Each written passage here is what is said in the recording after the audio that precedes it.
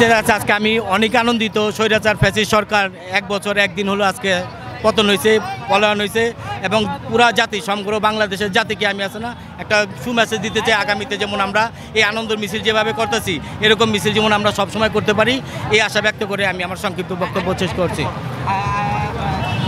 আপনাদের যে নেতাকর্মীরা আছে, যে কর্মীরা আছে, তাদের উদ্দেশ্যে কিছু মেসেজ দিয়ে আমাদের যে নেতাকর্মীরা আছে তার আমরা সবাই তারেক জিয়ার ভক্ত, তারেক জিয়ার অনুসারী। তারেক জিয়ার নির্দেশে আমরা যান 17 বছর যাবৎ রাজপথে আন্দোলন করে যাচ্ছিলাম। এখন শহীদ রাষ্ট্রপতি জিয়াউর রহমানের সুযোগ্য সন্তান আমাদের দেশনায়ক তারেক রহমানের নির্দেশে আজকে আমরা সমস্ত জাতি এক হয়েছি।